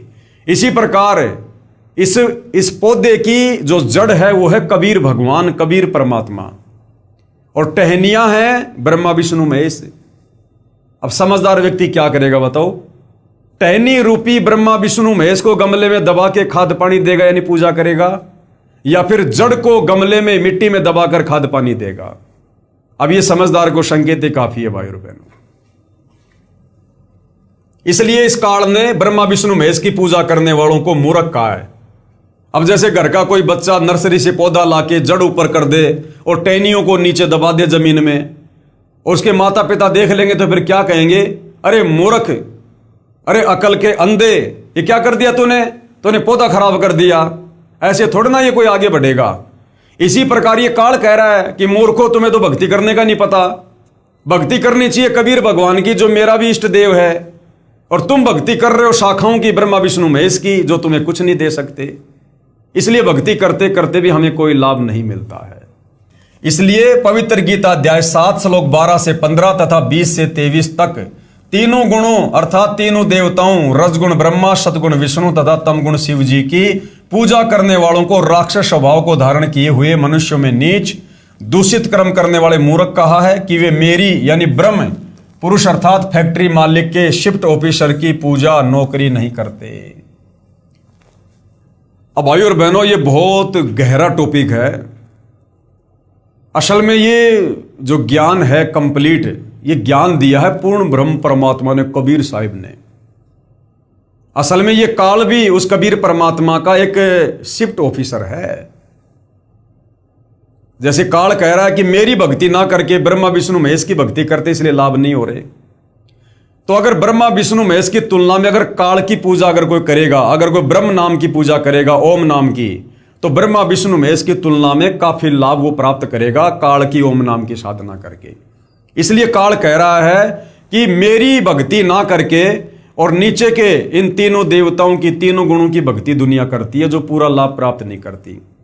इसी प्रकार फिर वो कबीर परमात्मा जो वास्तव में वेद ज्ञान दाता है, गीता ज्ञान दाता है, कबीर भगवान, वो कबीर भगवान कह रहा है कि ये नादान मेरी भक्ति ना करके, मेरी पूजा ना करके तत्वदर्शी संत से उपदेश लेकर और ये काल तक की साधना करते रहते हैं, जिस कारण से इनको वो लाभ प्राप्त नहीं हो सकता जो पूर्ण परमात्मा की भक्ति से प्राप्त हो सकता है। भावार्थ है कि जो तीनों देवताओं तथा अन्य देवताओं की पूजा करते हैं, कैशियर की नौकरी करते हैं, उन्हें मूर्ख तथा राक्षस स्वभाव वाले राक्षस कहा है। जैसे जिस व्यक्ति की आय का साधन कम होता है वह कुछ हेरा फेरी अवश्य करता है, कभी चोरी या मिलावट आदि छल कपट का मार्ग अपनाता है। जिस कारण समाज में हे हो जाता है, अर्थात दारिद्र हो जाता है। इसी प्रकार तीनों देवताओं श्री ब्रह्मा जी, श्री विष्णु जी तथा शिव जी व अन्य देवताओं की पूजा से पूर्ण लाभ प्राप्त नहीं होता, जिस कारण से भगत झूठ, कपट तथा अन्य विकार भी करता रहता है, फिर पाप कर्म का दंड भी भोगता रहता है। इसलिए ब्रह्म अर्थात क्षर पुरुष शिफ्ट ऑफिसर कह रहा है कि ये नादान साधक मेरी पूजा नौकरी भी नहीं करते। यानी कबीर परमात्मा की तुलना में, कबीर परमेश्वर की भक्ति की तुलना में इस काल की भक्ति भी, ओम नाम की कमाई भी एक प्रकार से शिफ्ट ऑफिसर की पूजा है।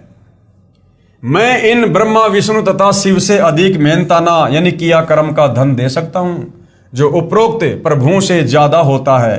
फिर गीता अध्याय 7 श्लोक 18 में कहा है कि मेरी पूजा, ये काल क्या कह रहा फिर, कि मेरी पूजा, मेरी नौकरी भी पूर्ण लाभदायक नहीं है।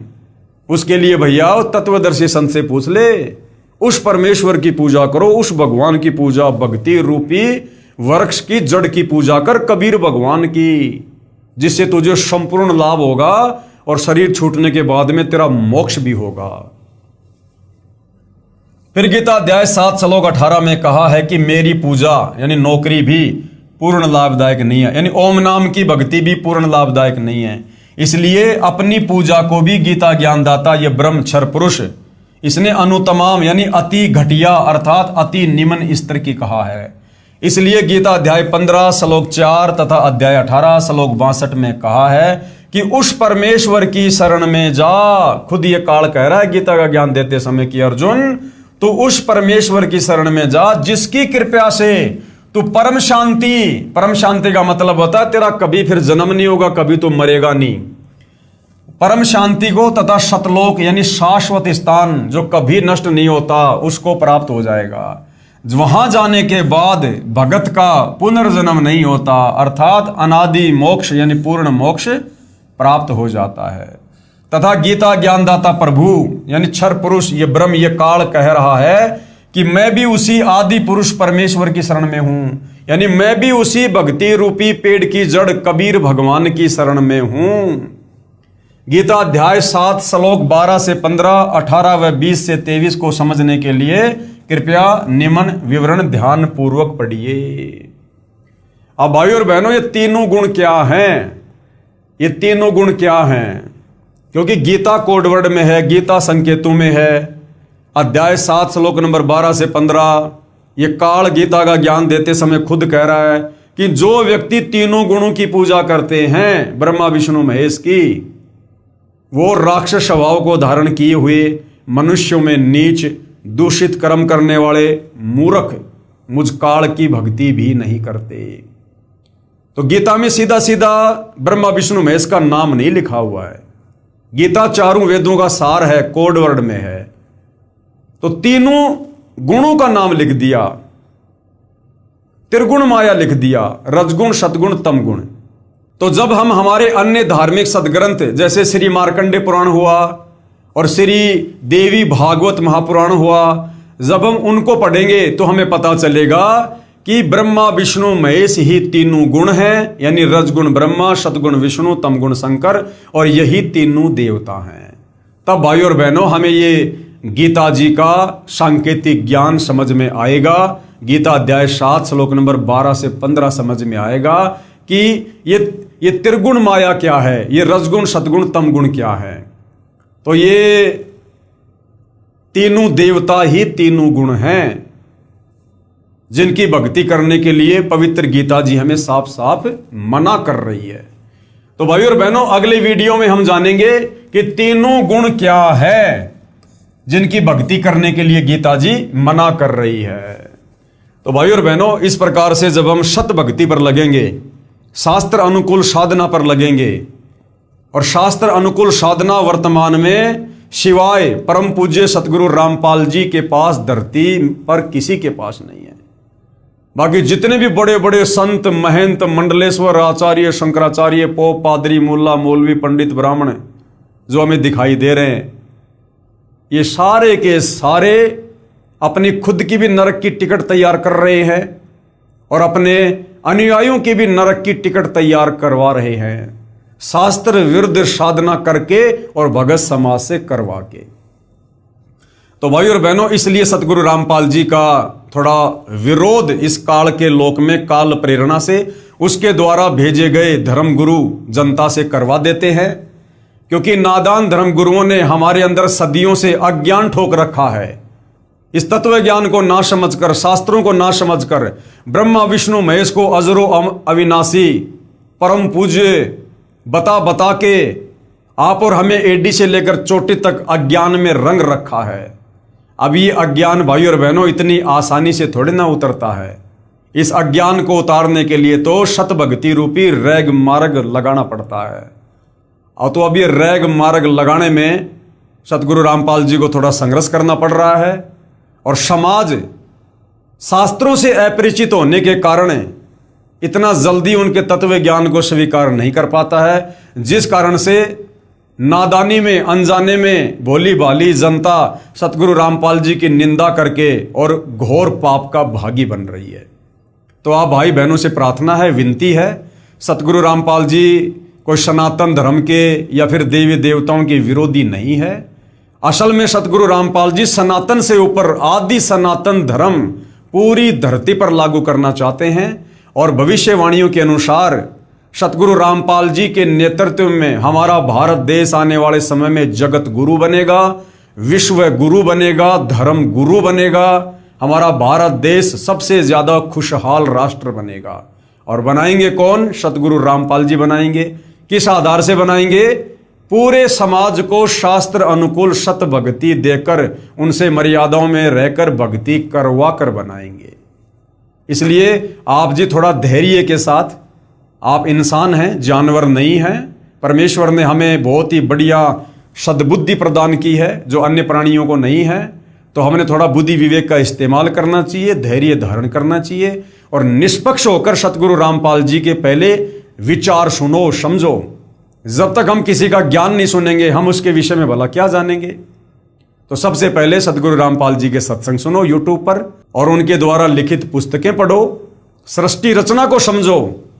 तब भाई और बहनों, आपको ये पूरा का पूरा माजरा जो इस 21 ब्रह्मांड के प्रभु, इस काल ज्योति निरंजन ने आप और हमें धोखा देने के लिए उलझा रखा है, तब ये धीरे धीरे हमारी समझ में आएगा।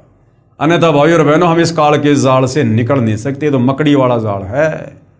तो आज परमात्मा खुद धरती पर तत्वदर्शी संत के रूप में प्रकट हैं, और ऐसा योग, संयोग, महायोग युगों युगों बाद बनता है, युगों युगों बाद।